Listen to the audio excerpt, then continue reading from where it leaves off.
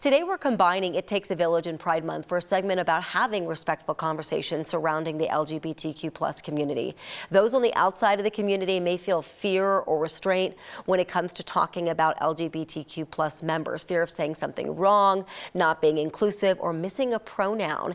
Joining me now is Sandra Zapata with the Center on Colfax. Sandra uses the pronouns they and them. Also with us is our own Jordan Chavez, who uses he and him. And we mention these pronouns because these are really incredibly important when having these conversations. So thank you both so much for coming in on your day off. Yeah, nonetheless, but I'm really excited. This is an important conversation. We actually have these conversations sitting at our desks a lot, and what we were hoping to do is really stress the message to a lot of people that we understand you're learning, language is evolving, you're having to kind of rewire your brain as you would anytime you learn new information. So Sandra, thank you so much. I was wondering if we could talk about the pronouns you use first and foremost, they and them. Do people mess up whenever they're trying to learn that, and how do you react when that happens? Constantly. So I came out as non-binary a couple of years ago, and I started using the pronouns they, them. I realized that to some folks I present in a more feminine way, and so a lot of people just kind of assume my pronouns and they use what they think is appropriate. And then I have to have that conversation of like, actually I go by they, them.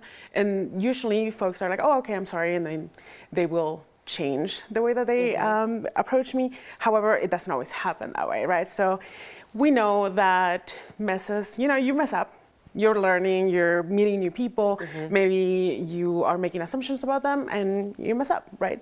So it's important to acknowledge that that happened and be genuine about it, right? Because we can tell if you mean it or if you don't. So once that happens, just apologize because it happened, correct yourself. I think the most important part is that you have to correct yourself and then keep doing it afterwards. Sure. Right? You have to learn to use the right pronouns for the folks that you are in contact with. Right. Because that is the most respectful thing to do. Absolutely. If you mess this up, it happens, but moving forward. But keep trying. Keep trying. Absolutely. Exactly. Yes. You're kind of like my safe space with this stuff. I come to you with all the questions. I feel like I can do that. Yeah. I think that's something that's really important. If you have questions, and you're just trying to figure it out, and you're really trying to educate yourself and be involved and be inclusive, I think that's what's important, is that you're trying and that you have someone to talk to if you don't really know what's right. Correct.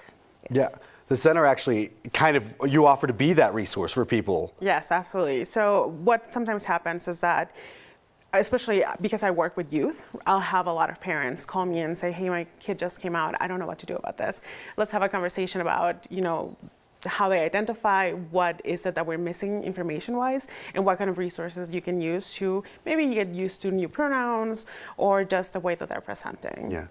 That's what I noticed because I went on the center's website, and there's so many resources on there. But it's not only for people within the LGBTQ+ community, it's for people on the outside who may just have a question, for family members or friends, it has a lot of resources on there, which is wonderful. Yeah, absolutely. Sandra, one thing that we were kind of talk about quite a bit, and I'm curious if you notice this, is when you have these conversations with people, when you allow them to say, hey, you messed up, try again. Do you kind of see that they respond in a different way? It's less angry, it's less, it kind of removes steam from the situation because you're saying, hey, I don't think you're a bad person. I think you made a mistake. You're learning, and I'm going to give you that grace. Do you think it kind of removes a lot of the anger that we see in a lot of different situations across the country, but specifically in this one? Yeah, so sometimes what happens is when we mess up, we want to be, we feel uncomfortable, right? Right. And we don't want to feel that way, and sometimes we react negatively to it, right? But it's important to know that as you're learning, you have to be vulnerable in those ways, and feeling uncomfortable is not as harmful as somebody actually being misgendered or somebody using the wrong pronouns for you, right? Because that feels like you're being invisible to them, or that they don't care enough to use the right pronouns for you. So you would say, it's about having these conversations more important than not trying at all. Absolutely, right? Because that's when you learn, but also it gives the other person the space to say, hey, that wasn't right, right? And then accepting that and changing your behavior. I think that's the most important part, learning from those mistakes. Do you feel like we are moving in the right direction, that more people are trying to be allies and be more inclusive and try to get it right than maybe we were just 5 or 10 years ago? Yes, and hopefully this keeps happening, right? I mean, of course, there's some other things that are happening in the legislators and all that stuff. But in general, I think most of the public is more open to having those conversations, to being educated about it, or to learning on their own, right? Because that is also important, not to always make the LGBTQ person the only person you ask questions to. We have resources, we have the internet, you can look it up. You can call the center, right? If you have questions that are maybe not appropriate to ask your children who just came out, they can call us. We can have those conversations. That's what we're there for. The questions are a sign of respect. Like, I love when Corey asks me a question because I'm like, I know you're trying to understand me. And I know you're doing it out of love. So He's so wonderful about it. I love these conversations. And I'm glad you facilitated this one as well. Well, Jordan, thank you so much for coming in. Sandra, thank you so much. I'm really glad that we can have these conversations, be open and try to learn and educate ourselves. And of course, the Center on Colfax, such a great resource. And we're going to put all the information on our website as well at 9news.com. Thank you guys. Yeah, thank you.